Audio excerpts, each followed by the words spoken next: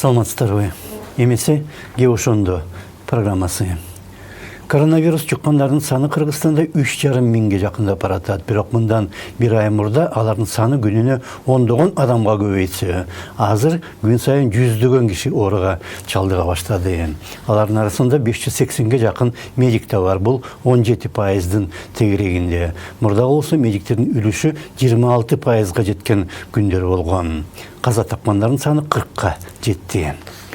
Саламаттык сактоо министрлиги эпидемиянын эң оор күндөрү апрелдин экинчи жарымына туура келгенин айткан жана дал ошол себептен өзгөчө абал тартиби 11 май күнү токтотулган. Бирок айрым ишкана мекемелер кайра ишке киргендиктен жана өзгөчө коомдук унаа жүрө баштагандыктан өлкөдө пандемиянын экинчи толкуну башталды десе болот.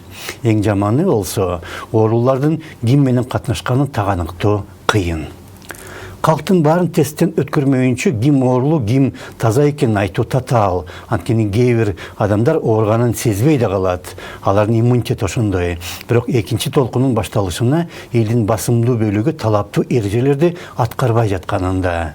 Министрлик да, өкмөт дагы, коопсуздук кеңеши да канча какшаса дагы алардын сунуш талаптарын так аткаргандар коомдо өтө аз. Калктын басымдуу бөлүгү логика менен эрежелерди тааныбайт. Ал эми аны билип түшүнгөндөр коомдук пикирге өтө деле күчтүү таасир кыла албайт. Анткени көпчүлүк андайларга алкыш айткандын ордуна аларга ишенбей, аларды жемелейт. Акыркы күндөрү кабыл алынып жаткан бейөкмөт уюмдар менен интернетке көзөмөл салуу боюнча эки мыйзам долбоору эле элдин тескери тарапта экенин көрсөтүп койду. Ошондой эле маанай мисалга мындан бир жыл мурда $700 миллион тууралуу азаттыктын иликтөөсүнүн айланасында да түзүлгөн. Түшүнгөндөр эмне үчүн 700 миллион, эмне үчүн 7 жыл алынган, чыгарылды деген эмне, банк кагаздарында эмне үчүн жасалма кол коюлган деген сыяктуу суроолорду койсо, жалпы эл аны түшүнүп ойлонгондун ордуна сырттан таңууланган нерсеге байланып калды жана эмгиче байланган абалда. Кеңири калктын орток аң сезими кээде логика такыр баш ийбеген эрежелер менен жашайт. Маданият менен билим деңгээлинин эбегисиз төмөндөп кеткени менен байланыштуу болсо, ошол логикасы кем эрежелер дагы эми түшүнүксүз жол менен өзгөрө баштады. Ошол себептен өкмөт дагы өзү чыгарган эрежени карманбастан Абылгазиев менен коштошкондо же маскасы жок же аралыкты сактабай жалпы сүрөткө түшүп жатат. Ошондой эле маанайда Кайнар ресторанында эскертүүгө карабастан биринин артынан бир көп адам катышкан иш-чаралар өткөрүлүп келген. Анткени ал Куран окутууларга жогорку кызматта иштегендер катышкан. Алар болсо элге үлгү болгондун ордуна өздөрү эреже бузганга көнүп калган. Ошол себептен өлкөдө коррупция эйжа бербей кетти. Партиялар жеке менчик ишканаларга айланып баратат. Мамлекеттик башкаруу болсо деградацияга учурады. Вопрос... Мамлекеттик башкаруунун деградацияга учураганы өтө курч маселе. Сегодня стоит очень... Налаживать, это же разломать можно. Аны 6 жылда бузуп салса, кийин 60 жыл оңдосо керек да. 50 лет, может быть, придется.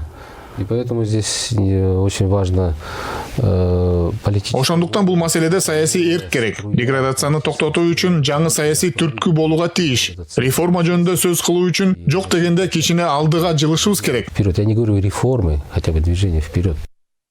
Бул деградация кеңири жана терең. Ал саясатка да, экономика менен коомдук турмуштун барлык тармактарына тараган. Конституция, мыйзамдар, башка эреже менен ченемдер турганына карабай, эл такыр башка нерселерге баш ийет. Мисалга 21-кылымда биз Курманайт менен Орозо айт күнүн айды карап аныктайбыз. Бирок мындан 500 жыл мурда жердешибиз Улукбек айдын качан жаңыраарын көптөгөн кылым алдыга санап койбоду беле. Мыйзамдар менен башка эрежелер азыркы кыргыздар үчүн эч мааниси же баркы жок нерсеге айланып кетти. Мектеп окуучулары химия же биологияны окуганда сынактан өтөөрү менен аны унутуп, өмүрүндө аны эч качан эстебей тургандай унутат. Мыйзам жазып, аны кабыл алгандар дагы башкаларды ага баш ийдирүүнүн ордуна өздөрү да аны аткармак турсун, ал мыйзам тууралуу кийин эч качан ойлонуп койбогондой унутат. Ошол себептен коомубуз чирип бараткандай. Ошондо саламат калыңыздар.